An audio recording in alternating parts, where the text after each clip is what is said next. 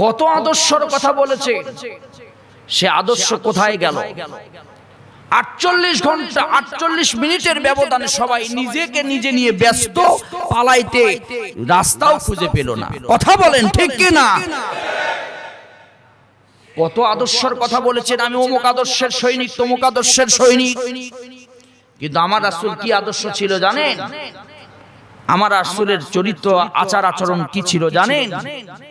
রাসূল করিম সাল্লাল্লাহু আলাইহি ওয়াসাল্লামের আহলে সুফার সদস্য যারা ছিলেন, আল্লাহ নবীর কাছে এক পেয়ালা দুধ আসলে 70 জনের ভিতরে ভাগ করে দিতেন। একটু জোরে বলেন সুবহানাল্লাহ। মুহাম্মদ সাল্লাল্লাহু আলাইহি ওয়াসাল্লাম হিজরত করেছেন প্রথমে নয়, সিরাত পড়ুন, আমার কথা ভুল হলে নোট দিবেন। মুহাম্মদ সাল্লাল্লাহু আলাইহি ওয়াসাল্লাম হিজরত করার আগে তার সাহাবীদেরকে হিজরত করিয়ে মক্কা থেকে মদিনায় পাঠিয়ে দিয়েছেন। সাহাবীরা জিজ্ঞাসা করলেন, নবী আপনি যে মক্কায় থেকে যাবেন, কাফের বেঈমানেরা আপনাকে নির্যাতন করবে। আল্লাহর নবী বললেন, শোনো, আমি তোমাদের লিডার, আমি তোমাদের নেতা, আমি আগে গেলে বিষয়টা ভালো হবে না, তোমরা আগে নিরাপদে যাও। আল্লাহ পাক জানিয়ে দিয়েছেন, হে নবী, এটা আল্লাহ বড় অনুগ্রহ করেছে আপনার উপরে, আপনার ব্যবহার তাদের প্রতি বড়ই কোমল। মানে রাসূল সাহাবীদের প্রতি, কাফের বেঈমানের প্রতি তাদের রাসূলের চরিত্র ছিল অত্যন্ত সুন্দর। প্রতিশোধ পরায়ণ ছিলেন না নবী, নবী ক্ষমা করে দিতে পছন্দ করতেন। জোরে বলেন সুবহানাল্লাহ। এই আয়াতে কারিমায় আপনারা আবার এমন ভাববেন না যে সবাইকে ক্ষমা করে দিয়েছেন রাসূল। আমি প্রথম ওই স্বাধীনতার প্রথম জুমাতে বলেছি, সবাইকে রাসূল ক্ষমা করেছেন, বিষয়টি এমন নয়। মক্কা বিজয়ে মুহাম্মদ সাল্লাল্লাহু আলাইহি সাল্লাম কিছু মানুষকে ক্ষমা করেছেন আর কিছু মানুষকে শাস্তির আওতাভুক্ত করেছেন। কেন জানেন? কিছু মানুষের ব্যাপারে আল্লাহর নবীকে আল্লাহর পক্ষ থেকে ইশারা দেওয়া হয়েছিল যে এই মানুষদের প্রতিশোধ আপনি গ্রহণ করুন। তার মানে পাইকারি হারে এই নয় যে সবাইকে ক্ষমা করে দিতে হবে, যারা অপরাধ করেছে এই পাপের প্রায়শ্চিত্ত তাদের পেতেই হবে। কথা বলেন ঠিক কি না? হে নবী, আপনি কোমল হৃদয়ের ছিলেন। আমার নবী তায়েফের ময়দানে গিয়েছিলেন, তায়েফবাসীরা আমার নবীকে মেরেছিলেন, রক্তাক্ত করেছিলেন। আল্লাহ নবী তায়েফবাসীর জন্য দোয়া করেছিলেন, হেদায়েতের দোয়া। এখান থেকে প্রমাণিত হয় রাসূলের জীবন আলোকিত জীবন। আল্লাহর নবীর জীবন পাঠ করলে পড়লে সেই মানুষটাও বড় হৃদয়ের অধিকারী হয়ে যাবে। জোরে কোন সুবহানাল্লাহ। আল্লাহর নবী কেমন ক্ষমাশীল ছিলেন, কেমন কোমল হৃদয়ের মানুষ ছিলেন। একজন বুড়িমা রাসূলের ভয়ে দেশ ছেড়ে পালাচ্ছিল। আপনারা ঘটনাটা জানেন। মুহাম্মদ সাল্লাল্লাহু আলাইহি সাল্লাম তাকে বললেন, বুড়িমা কোথায় যাচ্ছ? এত বড় এই বোঝা নিয়ে। বুড়িমা বলছে, এই মক্কায় একজন মানুষ আছে যে আমাকে, এই দেশে একজন ছেলে আছে যে আমাকে নাকি নির্যাতন করবে, তার ভয়ে পালাচ্ছি। কি নাম বুড়িমা? বলছে মুহাম্মদ। নবী মুহাম্মদ সাল্লাল্লাহু আলাইহি সাল্লাম তার পরিচয় গোপন করে আল্লাহ নবী ঘাড়ের উপরে বোঝা নিয়ে তার বাড়ি পর্যন্ত পৌঁছায় দিলেন। বুড়িমাকে জিজ্ঞাসা করলো, বুড়িমা জিজ্ঞাসা করলো, কে গো বালক, তোমার নাম কি? এত সুন্দর চরিত্র, আমার বোঝা তুমি আমার বাড়ি পর্যন্ত পৌঁছায় দিলে। নবী সাল্লাল্লাহু আলাইহি সাল্লাম হাসি দিয়ে বললেন, আমার নাম হলো মুহাম্মদ ইবনে আব্দুল্লাহ। সুবহানাল্লাহ পড়ে। ওই বুড়িমা বলল, সেই মুহাম্মদ কি তুমি এই মুহাম্মদ? জি। বুড়িমা বলল, তোমার হাত দাও। আমি তোমার ভয়ে পালিয়ে পালিয়ে বেড়াচ্ছিলাম, কাফের বেঈমানেরা রিউমার্ক ছড়াইছে যে তুমি নাকি আমাকে, এই মানুষকে মারবে, এই ভয়ে আমি দেশ ছেড়ে আসলাম।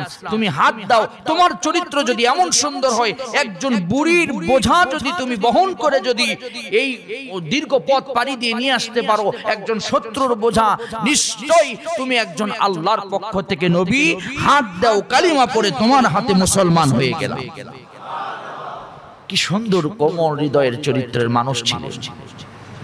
আর সেই মানুষ সম্পর্কে আজ পৃথিবীতে বিরূপ মন্তব্য তৈরি করা হয়। তার জীবনী পড়ুন, অ্যাস্টোনেট হয়ে যাবেন, অবাক হয়ে যাবেন আপনারা। সে আলোকিত মানুষ তৈরি করার কারিগর ছিলেন। তার জীবনে অসংখ্য নজির আছে। আল বিদায়া ওয়ান নিহায়া 14 খণ্ডে রাসূলের জীবনী পড়ুন, পড়ে দেখুন কত সুন্দর চরিত্র রাসূলের ছিল। এরপরে 3 নাম্বার হচ্ছে আচার আচরণের সৌন্দর্য, তা লাভ করার জ্ঞান রাসূলের সিরাত থেকে লাভ করা যায়। সুবহানাল্লাহ বলেন। আচার আচরণ, ভদ্রতা, এগুলো শিখার একমাত্র জীবনী হচ্ছে মুহাম্মাদুর রাসূলুল্লাহ সাল্লাল্লাহু আলাইহি ওয়াসাল্লাম। কোরআনে কারীম তার দলিল দিয়েছেন। 3 নম্বর 33 নম্বর সূরা আহজাবের 21 নম্বর আয়াতে কারিমায় আল্লাহ স্পষ্ট করে জানিয়ে দিয়েছেন, লাকাদ কানা লাকুম ফি রাসূলিল্লাহি উসওয়াতুন হাসানাতুন লিমান কানা ইয়ারজুল্লাহা ওয়াল ইয়াউমাল আখির ওয়া যাকারাল্লাহা কাসীরা। জোরে কোন আল্লাহু আকবার। আল্লাহ নবীর জীবনের ভিতরে লাকাদ কানা লাকুম ফি রাসূলিল্লাহি উসওয়াতুন হাসানা, নবীর জীবনের ভিতরে উত্তম আদর্শ রয়েছে। দুনিয়াতে যারা আপনারা আদর্শিক নেতা ভাবেন পৃথিবীতে কাউকে, তারা আসলে আদর্শিক নেতা নয়। একমাত্র আদর্শিক নেতা হলো মুহাম্মাদুর রাসূলুল্লাহ সাল্লাল্লাহু আলাইহি ওয়াসাল্লাম। এতদিন কত আদর্শের কথা বলেছেন আপনারা, অমুকের আদর্শ তমুকের আদর্শ, কত আদর্শের কথা বলেছে। সে আদর্শ কোথায় গেল? 48 ঘন্টা 48 মিনিটের ব্যবধানে সবাই নিজেকে নিজে নিয়ে ব্যস্ত, পালাইতে রাস্তাও খুঁজে পেল না। কথা বলেন ঠিক কি না? কত আদর্শের কথা বলেছেন, আমি অমুক আদর্শের সৈনিক, তমুক আদর্শের সৈনিক। কিন্তু আমার রাসূল কি আদর্শ ছিল জানেন? আমার রাসূলের চরিত্র, আচার আচরণ কি ছিল জানেন? রাসূল করিম সাল্লাল্লাহু আলাইহি ওয়াসাল্লামের আহলে সুফার সদস্য যারা ছিলেন, আল্লাহ নবীর কাছে এক পেয়ালা দুধ আসলে 70 জনের ভিতরে ভাগ করে দিতেন। একটু জোরে বলেন সুবহানাল্লাহ। মুহাম্মদ সাল্লাল্লাহু আলাইহি ওয়াসাল্লাম হিজরত করেছেন প্রথমে নয়, সিরাত পড়ুন, আমার কথা ভুল হলে নোট দিবেন।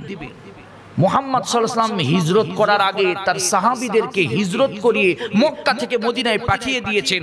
সাহাবীরা জিজ্ঞাসা করলেন, নবী আপনি যে মক্কায় থেকে যাবেন, কাফের বেঈমানেরা আপনাকে নির্যাতন করবে। আল্লাহর নবী বললেন, শোনো, আমি তোমাদের লিডার, আমি তোমাদের নেতা, আমি আগে গেলে বিষয়টা ভালো হবে না, তোমরা আগে নিরাপদে যাও, তারপর আমি মুহাম্মদ সাল্লাল্লাহু আলাইহি ওয়াসাল্লাম নিরাপদ আশ্রয় নিব। কোন নেতার অনুসরণ করেছে? কার আদর্শ নেতা ভাবেন? কাকে আদর্শ নেতা ভেবেছেন? কিয়ামতের দিন মুসিবতের সময় তারা ধোঁকা দিবে। দুনিয়াতে তো ধোঁকা দিবেই, কিয়ামতের দিনেও আল্লাহ পাক কিয়ামতের ময়দানে আপনাকে দাঁড় করানোর পরে বলবে, ইয়াউমা নাদউ কুল্লা উনাসিম বিইমামিহিম। তোমার নেতাকে ছিল, হাজির করো। বলবে আমি অমুক আদর্শের নেতা ছিলাম, দাঁড়াও।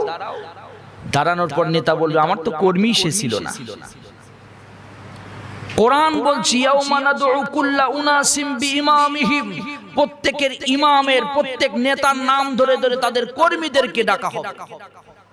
কিয়ামতের দিন নেতারা অস্বীকার করবে, কর্মীরা আফসোস করে বলবে, আল্লাহ আরেকবার দুনিয়াতে পাঠান, আমরা রাসূলের আদর্শ নেতা সৈনিক হব।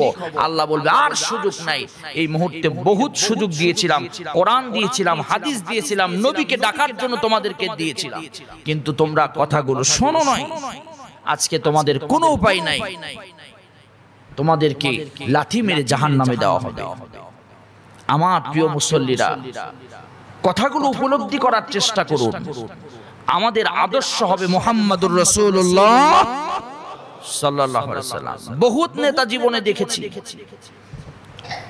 রাসূল কি আদর্শের, চরিত্রের আর আচার আচরণের। আপনি যার আদর্শ মানেন বলতে পারবেন সে কি আচার আচরণের চরিত্রে মডেল ছিল? তার রাতের কথা জানলে তো আপনি থুতু দিতে। কত নেতা রাতে ধরা পড়েছে, পেপার পত্রিকায় এসেছে। একটা তথ্য আপনাদেরকে দেই, নামের পূর্বে হাজী, মুখ দিয়ে কথা বলতে পারে না, দীর্ঘদিন ঢাকা শহরে দাপট খাটিয়েছে।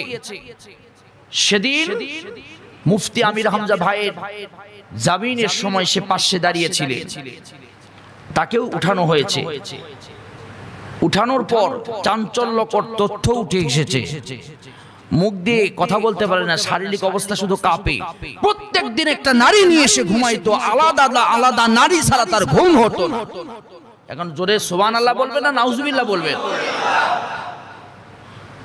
শরীরে শক্তি নাই, মুখে শক্তি নাই। এই নেতার যদি এই অবস্থা হয়, তাহলে যার একটু শক্তি আছে তার যে কি অবস্থা আল্লাহই ভালো জানে।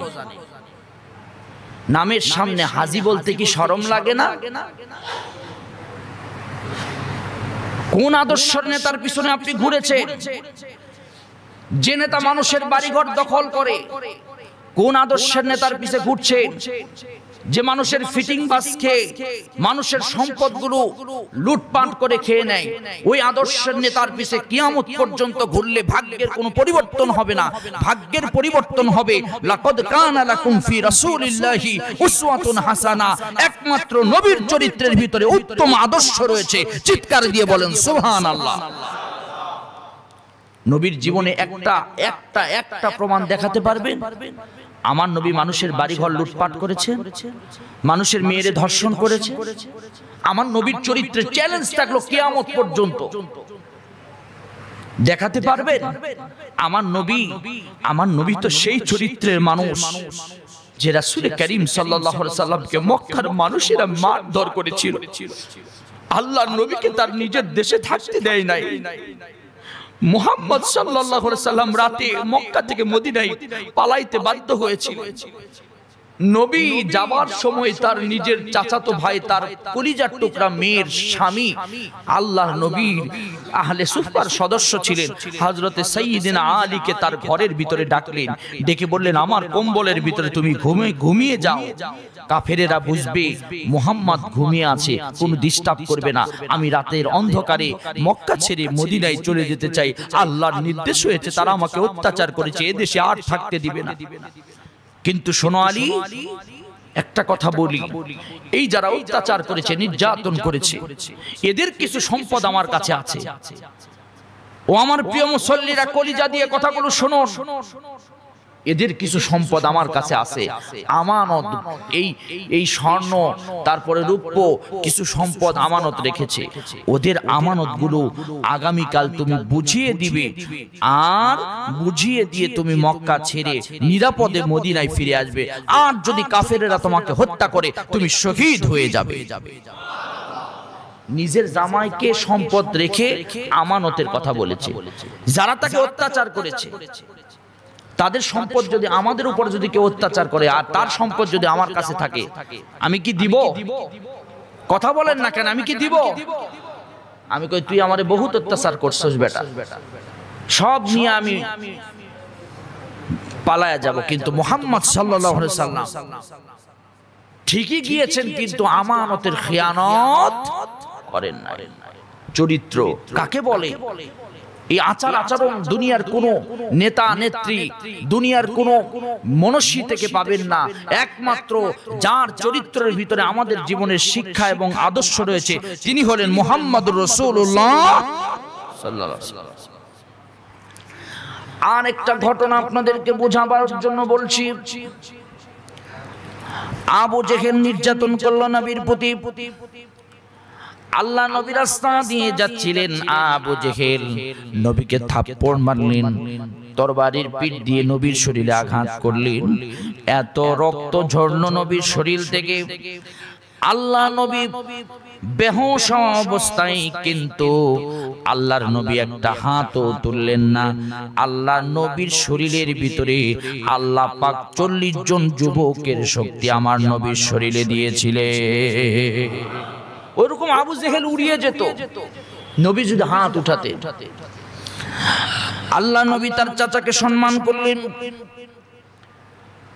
ঘরের ভিতর থেকে জানালা দিয়া নবীর আরেক চাচি আম্মা হযরতে আব্বাস রাদিয়াল্লাহু তাআলা আনহুর স্ত্রী দেখলেন নবীকে নির্যাতন করলো, কিন্তু নবী একটা কথাও বললেন না।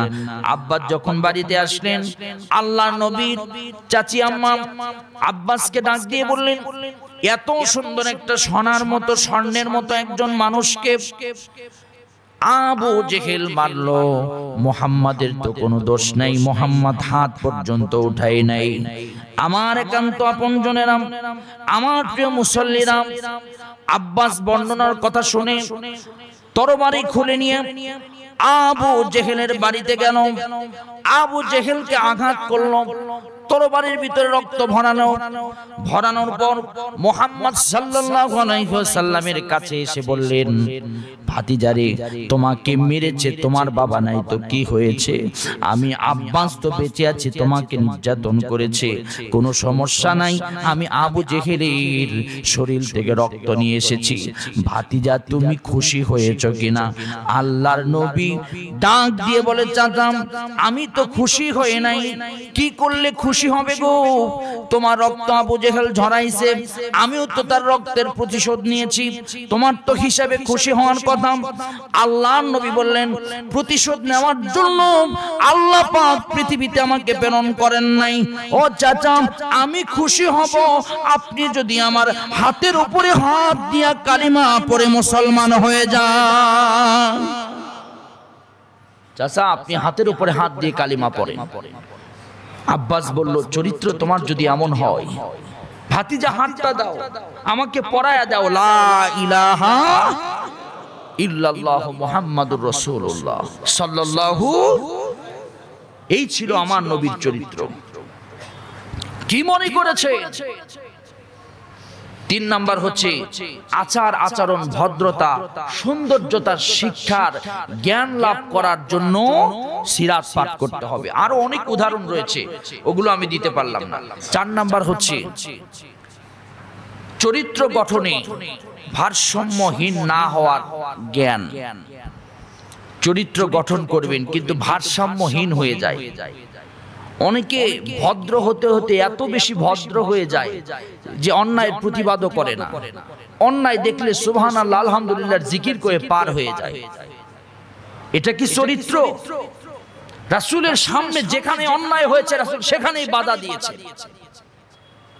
মুহাম্মদ সাল্লাল্লাহু আলাইহি ওয়াসাল্লামের জীবনী পড়লে চরিত্রের যে একটা ব্যালেন্স, ভারসাম্য, এটা রাসূল শিক্ষা দিয়েছেন তার চরিত্র থেকে।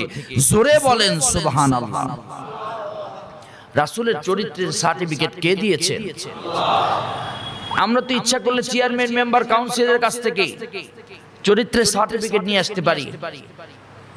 আমার চাচা যখন চেয়ারম্যান ছিল তখন আমাকে পুরো বই দিয়ে দিছে, যে যার যার চারিত্রিক সার্টিফিকেট লাগবে তাকে দিয়ে দিও, নাহলে তোমার কাছে রেখে দিও। ওটা 5-7 বছর ওনার ট্রাম পরেও ওই চরিত্রের ট্রাম, ওই চরিত্রের যে সার্টিফিকেট, চারিত্রিক সার্টিফিকেট, সেটা কাজে লাগছে। দুনিয়ার কেউ রাসূলের চরিত্রের ব্যাপারে গ্যারান্টি দেন নাই। আল্লাহ পাক কোরআনে কারীমের ভিতরে নবীর চরিত্রের গ্যারান্টি দিয়েছেন, ওয়া ইন্নাকা লাআলা খুলুকিন আযীম। রাসূল হলো মহান চরিত্রের অধিকারী। আযীম শব্দ ব্যবহার করেছেন এখানে, আল্লাহর ক্ষেত্রেও আযীম, নবীর ক্ষেত্রেও আযীম ব্যবহার করেছে।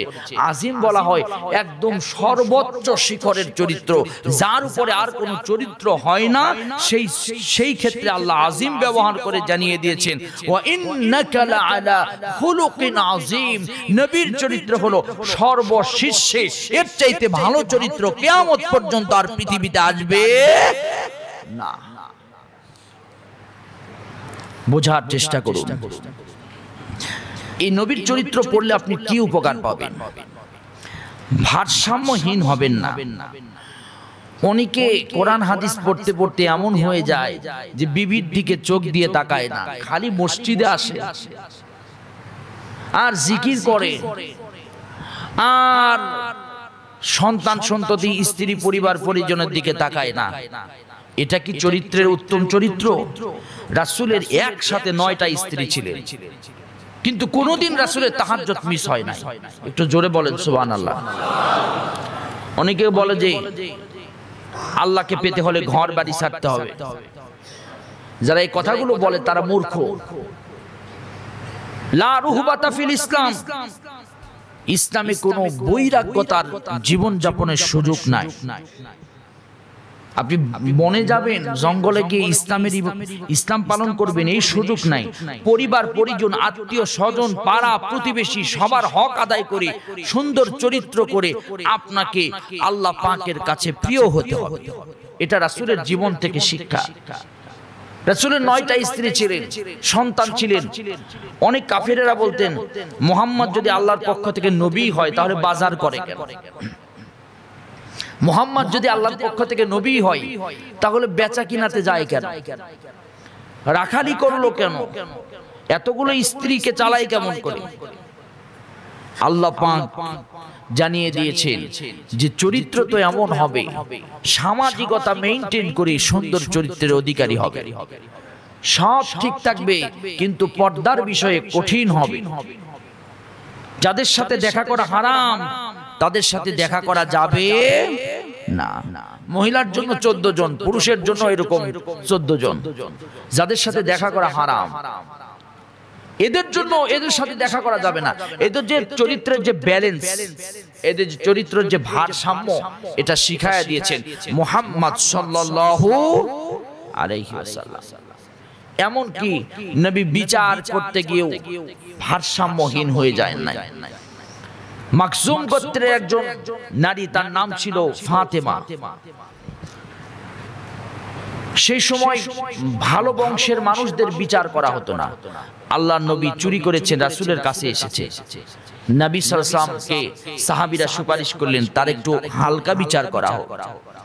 আল্লাহর নবী বলেন, আল্লাহর কসম, আমার কলিজার টুকরা ফাতেমাও যদি এই অপরাধ করত আমি একই বিচার করতাম। জোরে বলেন সুবহানাল্লাহ। কি শিক্ষা, কি চরিত্র ছিল! আমি এর আগে আপনাদেরকে বলেছি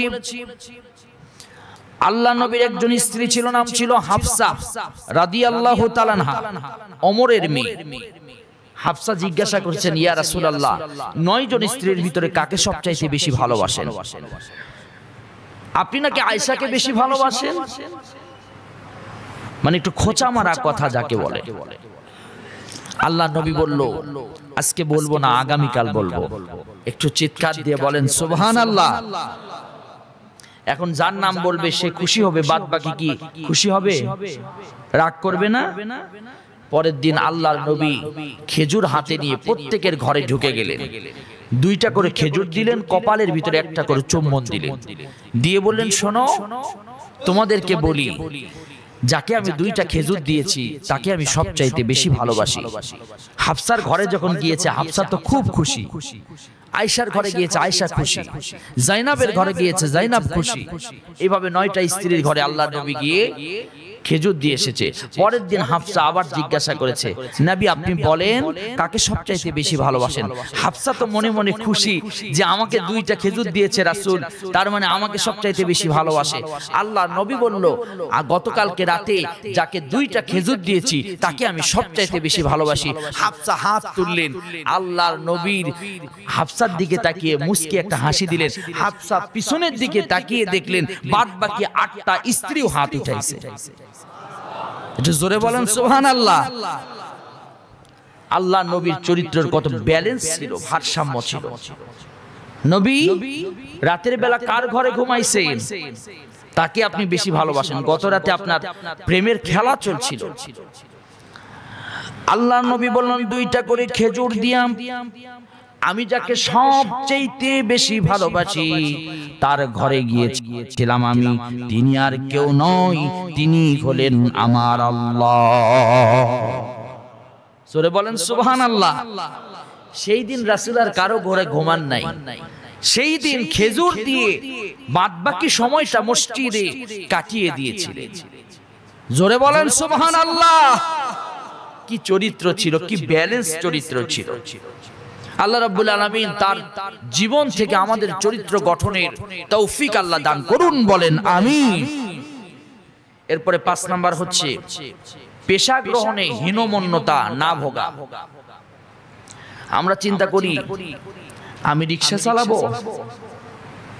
আমরা চিন্তা করি আমি অটো চালাবো, আমরা চিন্তা করি আমি দোকান দিব, আমি চা বিক্রি করব। এরকম হীনমন্যতায় আমরা ভুগি। আমার স্ট্যাটাসে এটা মিলে না। আমি গার্মেন্টসে চাকরি করব, আমার বাবা সরকারি চাকরিজীবী ছিলেন, এটা আমার স্ট্যাটাসে মিলে না। এই যে একটা হীনমন্যতা, এটা আমাদের মনের ভিতরে একটা সংকীর্ণ কাজ করে। এটা আমাকে দিয়ে হবে না, আমি নিতেই পারতেছি না। আমি দোকানদার হব, আমাকে দোকানদার বলবে মানুষ। এই কাজ না করে ফিটিং দিয়ে খায়। এরকম লোক আছে না নাই? কত কোটিপতি ফিটিংবাদের সাথে সম্পৃক্ত, কিন্তু ব্যবসা করতে পছন্দ করে না। এরকম লোক আছে না নাই? আছে মানে হাজার হাজার। কিন্তু নবীরা শিক্ষা দিয়েছেন যে কাজে কোনো হীনমন্যতা নাই। হযরত আদম আলাইহিস সালাতু ওয়াস সালাম কৃষক ছিলেন, এটা সুবহানাল্লাহ বলেন। প্রথম নবী কৃষক ছিলেন। আপনি কৃষি কাজ করতে কিসের অসম্মান? আপনার বাবা আদম কৃষক ছিলেন। 2 নম্বর হযরতে ইদ্রিস আলাইহিস সালাতু ওয়াস সালাম দর্জি ছিলেন। আমরা অনেকে হাতের কাজ জানি, কিন্তু ওই কাজ করলে আমার সম্মান নষ্ট হয়ে যাবে, তাই করি না আমরা। কিন্তু হযরতে ইদ্রিস দর্জি ছিলেন। হযরতে নূহ আলাইহিস সালাতু ওয়াস সালাম কাঠ মিস্ত্রি ছিলেন। সুবহানাল্লাহ বলেন। কাঠ দিয়ে ওয়াসনাইল ফুলক বিআয়ুনিনা, কাঠ দিয়ে সে সুন্দর করে নৌকা তৈরি করেছিলেন। এরপর হযরতে লূত আলাইহিস সালাতু ওয়াস সালাম চাষাবাদ করতেন।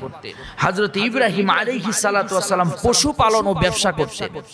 হযরতে মূসা আলাইহিস সালাতু ওয়াস সালাম শ্বশুরের পশু চড়িয়েছেন দীর্ঘ 8 বছর, অর্থাৎ ঘর জামাই ছিলেন। সুবহানাল্লাহ পড়েন। এখন অনেকে বলে ঘর জামাই থাকা স্ট্যাটাসের ব্যাপার। আপনি ঘর জামাই থেকে খেটে খাবেন, জায়েজ আছে। হযরতে মূসা আলাইহিস সালাম 8 বছর যদি ঘর জামাই থাকতে পারে, তাহলে আপনিও থাকতে পারবেন। তবে শর্ত হলো বসে বসে মানুষের উপর মাস্তানি করা যাবে না। হযরতে মূসা যেমন পশু চড়িয়েছিলেন, আপনাকে ওইরকম যে কোনো একটা কাজের ভিতরে থাকতে হবে। কথা বলেন ঠিক কি না? এরপর হযরতে শুআইব আলাইহিস সালাতু ওয়াস সালাম দুধ বিক্রি করতেন। হযরতে দাউদ আলাইহিস সালাতু ওয়াস সালাম কামারের কাজ করতেন, পিটাপিটি, লোহা গলিয়ে বিভিন্ন জিনিস তৈরি করতেন। হযরত মুহাম্মদুর রাসূলুল্লাহ সাল্লাল্লাহু আলাইহি সাল্লাম রাখাল ছিলেন। একটু জোরে বলেন সুবহানাল্লাহ। খাদিজার ব্যবসায়িক ম্যানেজার ছিলেন মুহাম্মদুর রাসূলুল্লাহ সাল্লাল্লাহু আলাইহি সাল্লাম। তাহলে আপনি রাখালের চাইতে যদি উঁচু কিছু হন, কি সমস্যা আছে? কেন ফিটিংবাজিতে সম্পৃক্ত আপনি? কেন মানুষের সম্পদ আপনি ফিটিং দিয়ে খান? আপনি যে কোনো একটা কাজ করুন, আপনার কাজের ভিতরে যিনি বরকত দিবেন তিনি কে? আল্লাহ তাআলা। কথাগুলো মনে রাখবেন। মুহাম্মদ সাল্লাল্লাহু আলাইহি ওয়াসাল্লাম যদি রাখাল হতে পারে, আপনি কি নবীর চাইতে ভালো মানুষ? নবীর চাইতে কি দামি মানুষ? তাহলে কেন আপনি এই পেশানিতে হীনমন্যতায় ভুগছেন? এই হীনমন্যতাকে দূর করে দেওয়ার জন্য আল্লাহর নবী রাখালের ভূমিকা পালন করেছিলেন। আর এই সমাজের মানুষগুলোকে পরিচালনা করার জন্য প্রত্যেক নবীকে আল্লাহ রাব্বুল আলামিন রাখালের দায়িত্ব দিয়েছিলেন। জোরে বলেন সুবহানাল্লাহ। এরপরে 6 নাম্বার হচ্ছে সর্ব অবস্থায় আল্লাহর প্রতি আস্থা ও ভরসা বৃদ্ধি করে সিরাত পাঠ করলে। মুহাম্মদ সাল্লাল্লাহু আলাইহি ওয়াসাল্লাম কোনোদিন বিচলিত হন নাই, কোনোদিন ভরসা হারান নাই। নবী ভরসা করেছে কার উপরে? যখন গারে সুর ওই গুহার ভিতরে যখন আমার নবী মক্কা থেকে মদিনায় হিজরত করতেছিলেন, নবীর সাথে ছিল তার শ্বশুর, তার বন্ধু আবু বকর রাদিয়াল্লাহু তাআলা। দুইজন যখন গুহার ভিতরে, পাশের লোকজন কানাকানি করতেছে, আল্লাহ রাব্বুল আলামিন তাদেরকে হেফাজত করার জন্য মাকড়াসার জাল বানিয়ে দিলেন। ছোট্ট সুরঙ্গে দেখা যাচ্ছিল। আল্লাহ নবী ডাক দিয়ে বললেন, হে আবু বকর, ভয় পাচ্ছ নাকি? আবু বকর বলছে, নবী, এই তো আমাদের পাশেই লোক, আমাদেরকে ধরে ফেলবে, আমরা তার কথা শুনতেছি, একবার যদি শুধু তাকাই তাহলে আমরা ধরা পড়ব। আল্লাহ পাকের জিবরাইল বসে থাকলেন না, এসে নবীকে জানায় দিলেন, ইযহুমা ফিল গারিন إذ يقول لصاحبه لا تحزن إن الله معنا জোরে আল্লাহু আকবার। এই গুহার ভিতরে হে নবী আপনার আবু বকরকে জানিয়ে দেন, আপনারা দুইজন নয়, ইয হুমা ফিল গারিন ইয ইয়াকুলু লিসাহিবিহি লা তাহজান, আপনাদের দুইজনের সাথে যিনি আছেন আওয়াজ তুলে বলেন তিনি কে? লা তাহজান, কোনো ভয় নাই, কোনো চিন্তা নাই, আপনার হিজরতের পথকে প্রসারিত করুন। নবী কি ওই লোকজনের কথা শুনে মন খারাপ করেছিলেন? আস্থা হারিয়ে ফেলেছিলেন? এই ঘটনাগুলো পড়লে আপনার এই আস্থা কেন হারাবে আল্লাহর উপর থেকে? চাকরি চলে গিয়েছে, বিপদে পড়েছেন, মামলায় পড়েছিলেন, কোনো সমস্যা নাই, আস্থা রাখেন কার উপরে? আল্লাহর উপরে। আল্লাহ পাক আপনাকে সাহায্য করার দায়িত্ব নিয়েছে। যেখানে আপনারা দুইজন থাকবেন মনে করবেন ওখানে আর একজন আছেন, তিনি কে? যেখানে চারজন থাকবেন আর একজন আছেন, তিনি কে? যেখানে একা থাকবেন আপনার পাশে আর একজন আছে, তিনি কে? আল্লাহ পাক। এত টেনশন করেন কেন? এত চিন্তা করেন কেন? এরপরে এই জন্য অসংখ্য রাসূলের জীবনী থেকে মানুষের উপরে ঈমান বৃদ্ধির কথা বলেছিলেন। ঈমান বৃদ্ধি করার ঘটনা তায়েফ, উহুদ, বদর, হুনাইন, কত ঘটনা যে ঘটিয়ে দিয়েছেন রাসূলের প্রতি। আল্লাহর নবীকে বলেছেন, নবী আস্থা হারাবেন না, আমি আপনার সাথে আছি। বদরের ময়দানে আল্লাহর নবী 1000 সৈন্য আল্লাহর নবীর বিপক্ষে যুদ্ধ করার জন্য এসেছে। আল্লাহর নবী 313 জনকে নিয়ে একদম পিছিল জায়গায়, বৃষ্টি অবস্থায়, যেখানে পা রাখা যাচ্ছে না, ওখানে তাবু গেড়েছে। মুহাম্মদ সাল্লাল্লাহু আলাইহি ওয়াসাল্লাম আল্লাহর কাছে দোয়া করেছেন। আল্লাহ বলেছেন, শোনেন, আন্নী মাআকুম, আমি আপনার সাথে আছি, আপনি টেনশন করবেন না, আপনি চালিয়ে যান, বিজয় দেওয়ার দায়িত্ব আমি আল্লাহর। জোরে বলেন সুবহানাল্লাহ। আস্থা হারিয়েছিলেন, কষ্ট পেয়েছিলেন? যদি প্রথমেই ভাবতেন 313 জন নিয়ে 1000 লোকের সাথে কেমন করে যুদ্ধ করব, কিন্তু আস্থা হারান নাই। আল্লাহ পাক তার হৃদয়কে শক্ত করে দিয়েছিলেন, আল্লাহর উপর তাওয়াক্কুল করেছিলেন। বিনিময়ে আল্লাহ জানিয়ে দিয়েছিলেন, আন্নী মাআকুম, আমি আল্লাহ নিজেই বদরের ময়দানে উপস্থিত হয়ে গেলাম। কাফেরেরা বলে, আমরা দেখতেছিলাম 313 জন, কিন্তু অসংখ্য অসংখ্য মানুষ মুসলমানদের পক্ষে যুদ্ধ করতেছে। আল্লাহর নবী আবু বকর রাদিয়াল্লাহু তাআলা আনহু বলছেন, নবী একটা মজার ঘটনা, আমি যখন যুদ্ধ করতেছিলাম আমার পাশে দেখি অসংখ্য ঘোড়া আমাদের পক্ষ হয়ে কাফেরদের কচুকাটা করে দিচ্ছে। আল্লাহর নবী বললেন, ওরা আর কেউ নয়, আল্লাহ পাক আকাশ থেকে অসংখ্য ফেরেশতা নাজিল করেছিলেন। সামান্য ছাত্র, বহুত দেখলাম বিএনপি, জামাত, জাতীয় পার্টি, অমুক দল তমুক দল বক্তব্য দিয়ে ফাটিয়ে ফেলেছে, কিন্তু জালেম স্বৈরাচারীকে সরাতে পারে নাই। সামান্য ছাত্রদের মাধ্যমে আল্লাহ পতন দিয়েছিলেন। আমার নিজের চোখে দেখা, সকাল 9টা থেকে শুরু হয়েছে গোলাগুলি, 9টা থেকে 3টা পর্যন্ত 4 তারিখ গোলাগুলি করতে করতে করতে 3:30টার পর বগুড়ার মাঠ ছেড়ে সব পুলিশ বিদায় নিয়েছে। সুবহানাল্লাহ বলবেন না? কেমন করে বিজয় হলো? গোলাগুলি করতে করতে, মানে পুলিশের হয়রান অবস্থা। হঠাৎ করে কোথায় থেকে জানো একদম একটা শব্দ আসলো, যে কোথায় থেকে জানো শব্দ আসলো যে আমরা আবার জায়গা দখল করতে পেরেছি। একদম মূল পয়েন্টে চলে গেছে। পুলিশটা সব পালিয়ে একদম থানার ভিতরে ঢুকে পড়েছে, সব লোকজন এসে মূল পয়েন্ট দখল করেছে। আমার তো বিশ্বাস এই যে জালেম তাড়ানোর যে আন্দোলন, এই যে ছাত্র বৈষম্য আন্দোলন, এই আন্দোলনের ভিতরে আল্লাহর ফেরেশতা আল্লাহ পাকের পক্ষ থেকে কাজ করেছিল। কথা বলেন ঠিক কি না?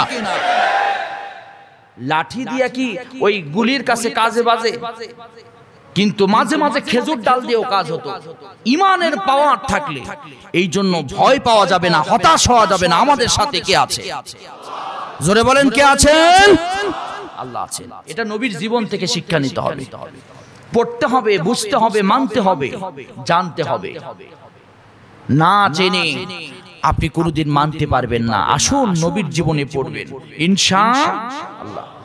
7 নাম্বার হচ্ছে দুঃখ কষ্টে সিরাত পাঠে প্রশান্তি পাওয়া যায়। দুঃখে পড়েছেন, কষ্টে পড়েছেন, কোরআনে কারীম তেলাওয়াত করুন। কষ্টে পড়েছেন, দুঃখে পড়েছেন, নবীর জীবনীটা একবার পড়তে শুরু করেন। কি দুঃখে পড়েছেন? আপনার মেয়েকে কি তালাক দিয়েছে? না, আমার নবীর 2 জন মেয়েকে তালাক দিয়েছে। আমার নবী ইসলাম গ্রহণ করার কারণে, কোরআনের দাওয়াত দেওয়ার কারণে 2 জন মেয়েকে কাফের বেঈমানেরা একসঙ্গে নবীর ঘরে পাঠিয়ে দিয়েছে। কি দুঃখে পড়েছে? আপনাকে রক্তাক্ত করেছে। আমার নবীর জান্নাতি শরীর থেকে, আমার নবীর জান্নাতি শরীর থেকে রক্ত বের করে দিয়েছে।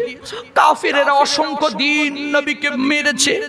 আপনি কয়দিন মার খেয়েছেন? কিসের দুঃখ আপনার? সান্ত্বনা নিন নবীর জীবন থেকে। কথাগুলো 1 মিনিট আপনারা মনোযোগ দিয়ে শুনুন। কি হয়েছে? মামলা খেয়েছেন। আমার নবী যে জেলখানায় ছিল, পৃথিবীতে এই জেলখানা এখনো আবিষ্কার হয় নাই। আমার নবী 3 বছর শিহাবে আবু তালেবের জেলখানায় ছিল। আল্লাহর নবীকে খাবার দিতে দেওয়া হয়নি। মুহাম্মদ সাল্লাল্লাহু আলাইহি ওয়াসাল্লামের সাহাবীরা আল্লাহর নবী সহ গাছের বাকল খেয়ে, গাছের ছাল খেয়ে আল্লাহর নবী জীবন যাপন করেছেন। পায়খানা ছাগলের লাদির মতো ওই রকম পায়খানা নবী মুহাম্মদ সাল্লাল্লাহু আলাইহি ওয়াসাল্লামের হয়েছিল। আপনার কি পায়খানা ছাগলের মতো হয়েছে? আয়না ঘর তৈরি করেছে, ওই আয়না ঘরেও খাবার দিত। কথা বলেন না কেন? ঠিক কি না? ইতিহাসের সবচেয়ে নিকৃষ্ট একটি নির্যাতন, তার নাম হলো আয়না ঘর। কিন্তু সেখানেও তো খাবার দেওয়া হতো, কিন্তু রাসূলের জেলখানায় খাবার দেওয়া হতো না। বন্দী করা হয়েছিল রাসূল সাল্লাল্লাহু আলাইহি ওয়াসাল্লামের জেলখানার ভিতরে শিশুদেরকেও। আমাদের কয় শিশুকে ধরে নিয়ে গ্রেফতার করেছে। কি হতাশ হচ্ছে। মুহাম্মদ সাল্লাল্লাহু আলাইহি ওয়াসাল্লাম নিজের ঘর বাড়ি ছেড়ে শুধু হাত আর পা নিয়ে মক্কা থেকে মদিনায় হিজরত করেছে। আপনি কয়দিন হিজরত করেছেন? আপনার বাড়ি ছাড়া, ঘর ছাড়া কয়দিন হয়েছে? আল্লাহর নবীর চরিত্রের উপরে খারাপ কথা বলেছে। মুহাম্মদ সাল্লাল্লাহু আলাইহি ওয়াসাল্লামকে বিভিন্নভাবে পাগল, জাদুকর, মোড়ে মোড়ে নবীকে অপমানিত করেছে। কয়দিন আপনাকে করেছে? নবীর জীবন থেকে শিক্ষা নেন। দুঃখে পড়ে পথ হারিয়ে যাবেন না। দুঃখে পড়ে নবীর জীবনী পড়ুন, সান্ত্বনা পাবেন ইনশাআল্লাহ। সান্ত্বনা পাবেন, সান্ত্বনা পাবেন। কসম করে বলছি, মনের ভিতরে অনেক দুঃখ, অনেক বেদনা। এমন কি নবীর পবিত্র স্ত্রীকে নিয়ে মুনাফিকেরা কুচক্র করেছিল। আম্মা জান আয়েশার চরিত্রের ব্যাপারে তারা বলেছিল, ওই মুনাফিকেরা বলেছিল আম্মা জান আয়েশা নাকি অপবিত্র হয়েছেন। ওই ওই ওই হযরতে রাসূল করিম সাল্লাল্লাহু আলাইহি ওয়াসাল্লাম যখন চলে এসেছিলেন, আম্মা জান আয়েশার হাতটা হারিয়ে গিয়েছিল। খুঁজতে গিয়ে ওখানে আরেকজন মুনাফিকের, আরেকজন সাহাবী, মুনাফিক সাহাবী ছিল, সে রিউমার্ক ছড়িয়েছে যে মুহাম্মদ সাল্লাল্লাহু আলাইহি ওয়াসাল্লামের স্ত্রী আরেকজনের সাথে জিনা করেছে। নবী সহ্য করেছেন। অবশেষে তার চরিত্রের ব্যাপারে আল্লাহ রাব্বুল আলামিন সার্টিফিকেট দিয়ে আল্লাহর নবী আয়েশাকে পবিত্র বানিয়েছেন। জোরে বলেন সুবহানাল্লাহ। আয়েশাকে পবিত্র ঘোষণা দিয়েছেন আল্লাহ। তাহলে আমরা হজন, নবীর মা, নবীর চাচা ইন্তিকাল করেছে, দাদা ইন্তিকাল করেছে, স্ত্রী ইন্তিকাল করেছে, নবীকে তায়েফে রক্তাক্ত করেছে। আল্লাহ পাক মেরাজে নিয়ে সান্ত্বনা দিয়েছেন। এই জন্য হতাশ হবেন না, বিচলিত হবেন না। আমি আপনাদের কাছে রবিউল আউয়াল মাসে আপনাদের 2টা পায়ে হাত দিয়ে আমার প্রিয় মুসল্লি জান্নাতে যাবার জন্য আপনাদের কাছে একটা অনুরোধ করতে চাই। অনুরোধটুকু হচ্ছে, আপনারা রাসূল করিম সাল্লাল্লাহু আলাইহি ওয়াসাল্লামের জীবনী পড়বেন, পড়াবেন, পড়তে সহযোগিতা করবেন, স্ত্রীকে পড়াবেন, সন্তানকে পড়াবেন। বাড়িতে রাসূলের একটি সিরাত আপনারা রাখবেন এবং পড়বেন ইনশাআল্লাহ। সবাই একটু বলেন ইনশাআল্লাহ। এই একটি মাস কারা কারা সিরাতের সাথে সম্পর্ক রাখবেন দেখতে চাই, হাত দেখতে চাই। কারা কারা সিরাতের সাথে সম্পর্ক রাখবেন আমি সহ হাত দেখতে চাই। লিল্লাহে তাকবীর। আলহামদুলিল্লাহ, আল্লাহ পাক কবুল করুন। রাসূলের জীবনী পড়ে আমাদের জীবন পরিবর্তনের সুযোগ আল্লাহ রাব্বুল আলামিন আমাদেরকে দান করুন। আমরা আল্লাহর কাছে দোয়া করছি রাব্বুল আলামিন এই সিরাতের মাসে, রবিউল আউয়াল মাসে অন্যতম ন্যূনতম একটি ছোট্ট সিরাত হলেও রাসূলে আরবি সফিউল্লাহ মুবারকপুরীর লেখা, নীল কালারের কাভার, ছোট্ট একটা, বেশি মোটা পড়তে পারবেন না আপনারা। রাসূলে আরবি একটা বই, সফিউল্লাহ মুবারকপুরী, ওনার বিখ্যাত লেখক সিরাতের সফিউল্লাহ মুবারকপুরী, সফিউর রহমান মুবারকপুরী, ওনার লেখা সিরাতে আরবি সাল্লাল্লাহু আলাইহি সাল্লাম, এই বইটা সংগ্রহ করতে পারেন। যে কোনো সিরাত, সিরাতুল আম্বিয়া, খাতামুল আম্বিয়া, এরপরে সিরাতে ইবনে হিশাম, এই সার্বিক বিষয়গুলো আপনারা যে কোনো একটা সংগ্রহ করে কিংবা বাড়িতে থাকলে আজকে থেকেই আপনার স্ত্রী, সন্তান, সন্ততি, পরিবার পরিজন সহ আপনি নিজেও পড়বেন ইনশাআল্লাহ। জোরে বলেন ইনশাআল্লাহ। আর যাদের টাকা পয়সা নাই ওদেরকে আপনারা গিফট করার চেষ্টা করবেন, কিংবা আপনার একটা বন্ধুকে এই সিরাতের মাসে একটা সিরাত গিফট করবেন। পারবেন তো ইনশাআল্লাহ? ইনশাআল্লাহ। আল্লাহ তাআলা কবুল করুন। আল্লাহ আমাদের রাসূলের জীবনের সাথে আমাদের জীবনটা মিলিয়ে আল্লাহ পাক আমাদেরকে জীবন গঠন করে কাঙ্ক্ষিত জান্নাতের মেহমান হওয়ার সুযোগ আল্লাহ তাআলা দান করুন। হাযা মা ইনদি ওয়াল ইলমু ইনদাল্লাহ আলাইহি তাওয়াক্কালতু ওয়া ইলাইহি উনীব। আসসালামু আলাইকুম ওয়া রাহমাতুল্লাহ।